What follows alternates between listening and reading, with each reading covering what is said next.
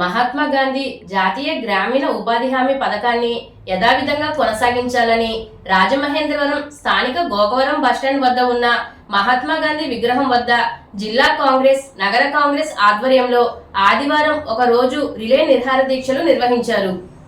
ఈ రోజు ఎన్డీఏ ప్రభుత్వం ఉద్దేశపూర్వకంగా ఈ పథకాన్ని నీరుగార్చడానికి, నిర్వీర్యం చేయడానికి కుట్రలు పన్నుతుందని కాంగ్రెస్ నాయకులు ధ్వజమెత్తారు.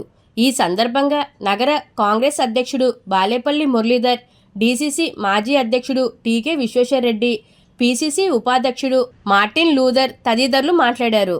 యూపీఏ ప్రభుత్వ హయాంలో మన్మోహన్ సింగ్ ప్రధానమంత్రిగా ఉండగా ఈ ఉపాధి హామీ పథకాన్ని అమల్లోకి తేవడం జరిగిందని, ఇప్పుడు ఎన్డీఏ ప్రభుత్వం దానిలో లోటుపాట్లు సవరిస్తున్నామనే సాకుతో ఈ పథకాన్ని నీరుగార్చే ప్రయత్నం చేస్తుందని మండిపడ్డారు. ఈ కార్యక్రమంలో సీనియర్ నాయకులు Chintada Venkateswararao, Motha Sarada, Battena Chandarrao, doctor Rajasekhar, Kishore Kumar Jain, Medavarapu Bhadram Dora, Chamarthi Leelavathi, Chinnam Muralikrishna, Sakha Pullarao, Nalla Veerraju, Paka Satish, PSS Raju, Satyaprasad, Veerabhadrarao, KV Anand Kumar, Esebu, Mohammed Fasiullah Baig, I Satyanarayana, Tadi Suribabu, Kakarla Haribabu తదితరులు పాల్గొన్నారు. ఈ సందర్భంగా మహిళా కాంగ్రెస్ రాష్ట్ర అధ్యక్షురాలు అమర్జహా బేగ్ దీక్ష శిబిరాన్ని సందర్శించి సంఘీభావం తెలిపారు. కాంగ్రెస్ పార్టీ జిందాబాద్, కాంగ్రెస్ పార్టీ జిందాబాద్, కాంగ్రెస్ పార్టీ జిందాబాద్, సోనియా గాంధీ నాయకత్వం వర్ధిల్లాలి, ఖర్గే గారి నాయకత్వం వర్ధిల్లాలి, రాహుల్ గాంధీ గారి నాయకత్వం వర్ధిల్లాలి, షరీంలబ్ గారి నాయకత్వం వర్ధిల్లాలి. జై కాంగ్రెస్, జై కాంగ్రెస్, జై కాంగ్రెస్, జై కాంగ్రెస్.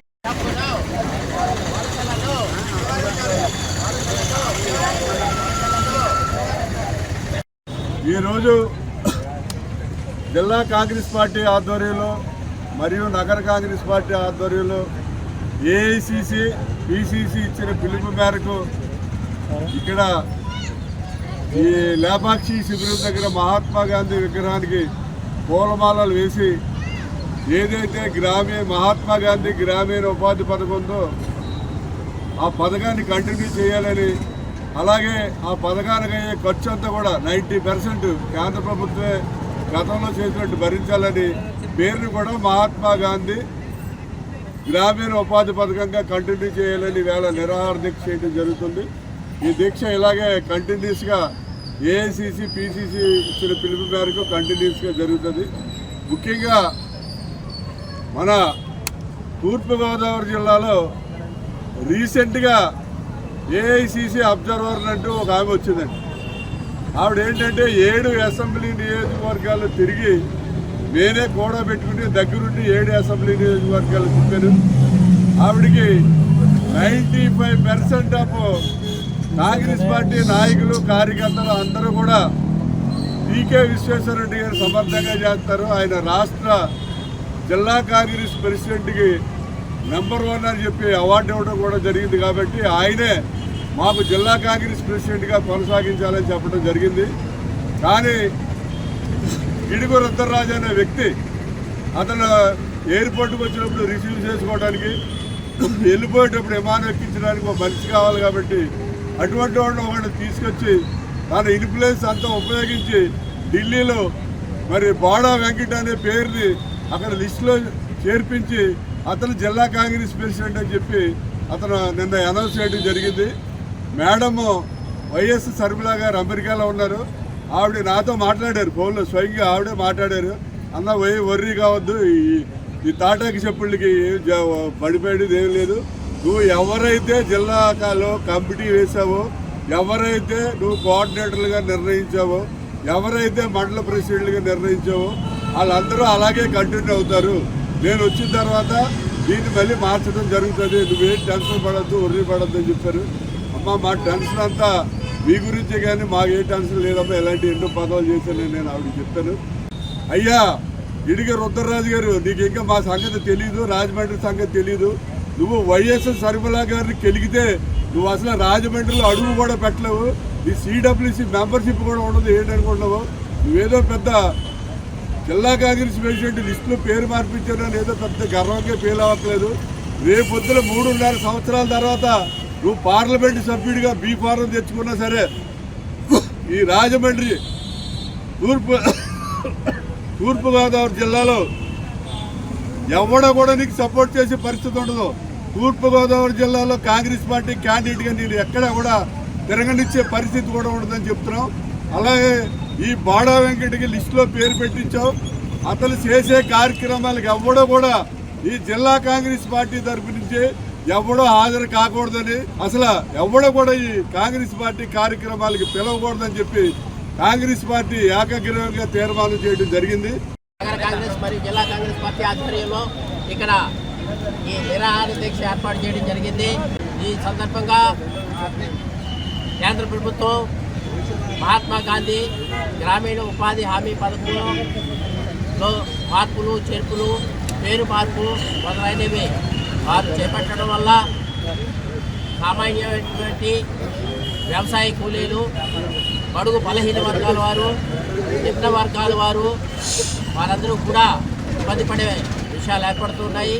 అందుచేత మా అధిష్టానం దీర్ఘంగా ఆలోచన చేసి ఆ పథకాన్ని మార్పు చేయకుండా ఆ చట్టాన్ని యథాతథంగా అమలు చేయాలనే సదుద్దేశంతో పోరాట బాటలో వెళ్ళాలని మా యూపీఏ పక్షాలైనటువంటి మిత్రపక్షాలైనటువంటి పార్టీల యొక్క సహకారంతో మా కాంగ్రెస్ పార్టీ దేశవ్యాప్తంగా పోరాటం చేపట్టడం జరిగింది. అందులో భాగంగానే ఇక్కడ ఈ నగర జిల్లా కాంగ్రెస్ పార్టీ ఆధ్వర్యంలో రాజమండ్రిలో ఈ కార్యక్రమం ఏర్పాటు నిరాహార దీక్ష చేస్తాము.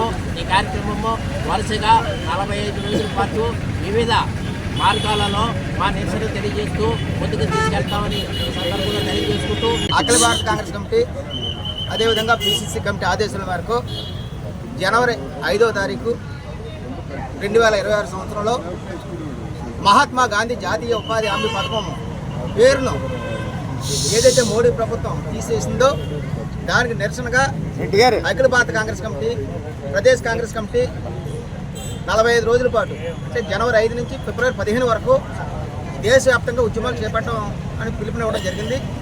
ప్రధానంగా నిన్న 8వ తారీఖున రాష్ట్రస్థాయి సన్నాహక సమావేశం, నిన్న తూర్పుగోదావరి జిల్లా సన్నాహక పార్టీ కార్యక్రమం కూడా నిర్వహించడం జరిగింది. ప్రధానంగా ఈ యొక్క ముఖ్య ఉద్దేశం ఈ మహాత్మా గాంధీ జాతీయ గ్రామీణ ఉపాధి పథకంలో గతంలో కేంద్ర ప్రభుత్వం 90% వారు ఇచ్చేవారు, 10% రాష్ట్ర ప్రభుత్వం చేర్చింది.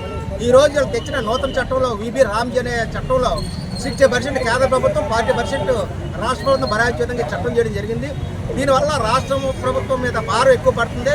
తద్వారా ఏదైతే 40% రాష్ట్ర ప్రభుత్వాలు భరాయించే పరిస్థితులు లేని కారణంగా మరి ఎవరైతే రైతు కూలీలు ఉన్నారో, ఎవరైతే ఉపాధి హామీ కూలీలు ఉన్నారో వారికి పని దొరక్క చాలా బాధపడే పరిస్థితి వస్తుంది.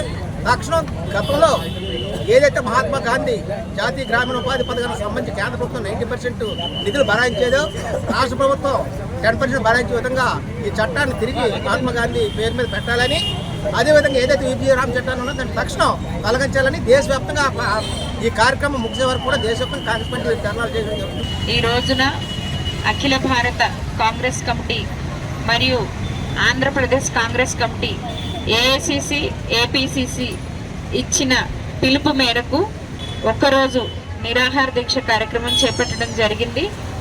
మహాత్మా గాంధీ జాతీయ గ్రామీణ ఉపాధి హామీ పథకం ఏదైతే ఉందో దాని పేరును మార్చి ఈ దేశానికి స్వతంత్రం తీసుకొచ్చినటువంటి గాంధీ గారి పేరును మార్చి ఇప్పుడు కొత్తగా విబిజీ రామ్జీ అంటే దాని పూర్తి అర్థం ఏంటనేది ఎవరికి తెలీదు. MGNREGS అంటే మహాత్మా గాంధీ జాతీయ గ్రామీణ ఉపాధి హామీ పథకం అని అందరూ చెప్తారు.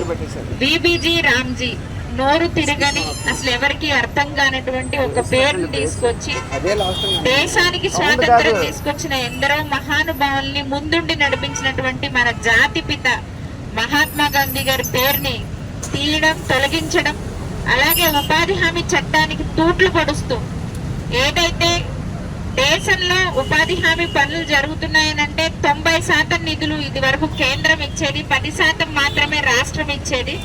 అలా కాకుండా 60% నిధులు మాత్రమే ఇప్పుడు కేంద్రం నుంచి వస్తాయి, 40% నిధులు రాష్ట్రాల నుంచి తీసుకోవాలి అని అంటున్నారు. ఆ విధంగా చూస్తే అసలు ఆంధ్ర రాష్ట్రంలో ఉపాధి హామీ చట్టం ముందుకెళ్లే అవకాశం కనిపిస్తుందా అని ఈ ప్రభుత్వాన్ని ప్రశ్నిస్తున్నారు.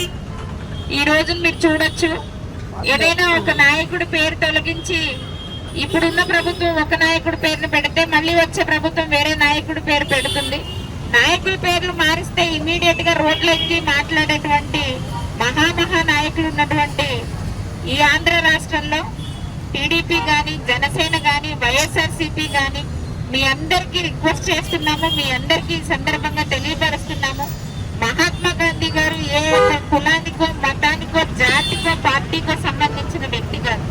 ఆయన మన దేశానికి మార్గనిర్దేశకుడు. ఆయన పేరు తొలగించి ఇప్పుడు కొత్త పేరు పెట్టాల్సిన అవసరం కేంద్రానికి ఏముంది అని అడిగేటువంటి హక్కు ఉంది కూడా. అడిగే